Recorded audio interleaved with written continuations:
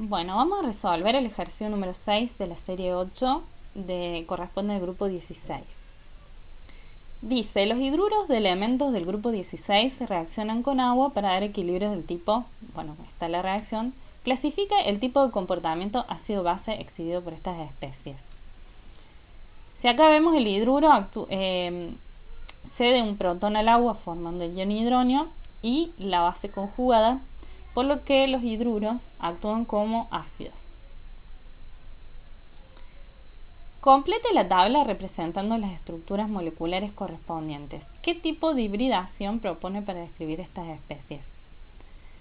Bueno, acá están las estructuras de los distintos hidruros que están en la tabla. Vemos que todos tienen una estructura angular.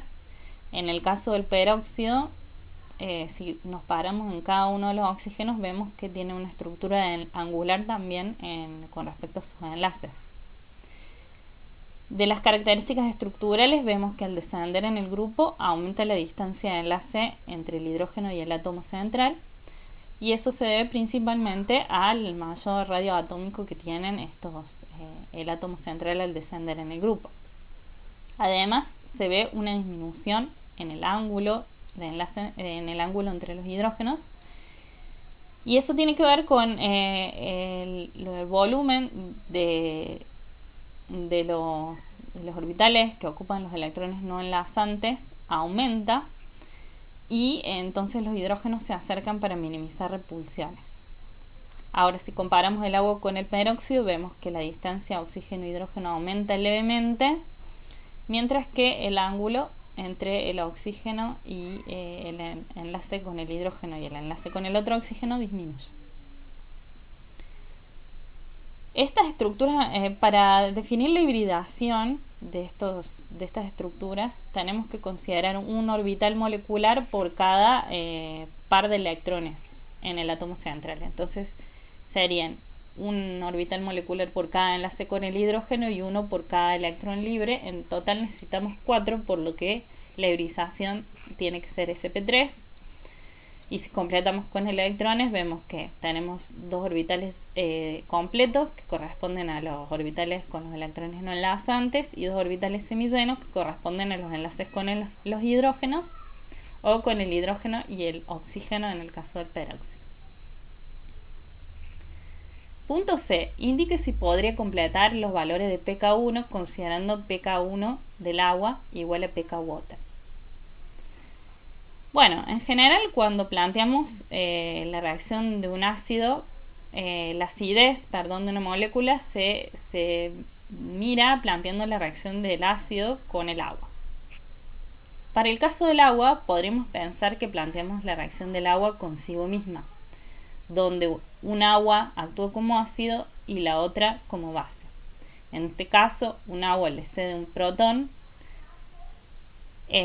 formando el ion hidronio, y la base conjugada, o sea que podríamos considerar que actúa como un ácido. En ese caso podríamos pensar que el K-water es igual a la K-ácida, teniendo en cuenta que la actividad del solvente, que en este caso es el agua misma, es igual a 1. Por lo tanto, sí podríamos completar la tabla considerando acá un pK ácido del agua para la reacción consigo misma igual a 14. En el punto D dice, en base a las características estructurales, analice la variación del carácter ácido en los siguientes pares de especies.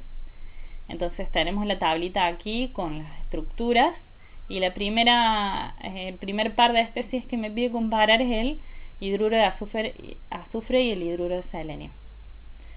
Bueno, si vemos el pK para la primera constante de disociación, el pKa disminuye, por lo que la constante aumenta. Para el caso del selenio aumenta, y esto quiere decir que esta especie es más ácida. Esto se debe principalmente al aumento entre la distancia de enlace entre del átomo central con el hidrógeno. Una mayor distancia de enlace implica un enlace más débil y por lo tanto más fácil de romper. Por eso, en el caso del hidruro de selenio, la constante es mayor. Ahora, si pasamos a la segunda constante de disociación vemos que es bastante más pequeña en ambos casos, es decir, el pKa aumenta, la constante disminuye. Esto se debe que ahora el átomo central, digamos, esta especie tiene una carga negativa centrada en el átomo central y por lo tanto el hidrógeno está más retenido. Pero nuevamente, si comparamos entre el azufre, el hidruro de azufre y el hidruro de selenio, vemos que el pKa disminuye, por lo tanto la constante aumenta. También la misma explicación sería porque la distancia esta es un poco más grande y este hidrógeno está más débilmente enlazado que en el caso del azufre. Si comparamos el siguiente par, vemos que entre el hidruro de selenio y el hidruro de telurio el pKa disminuye, es decir que la constante aumenta, es decir que el hidruro de telurio es más ácido. Y esto nuevamente tiene su explicación en el aumento en la distancia de enlace, que hace que este hidrógeno sea más fácil de, este enlace sea más fácil de romper.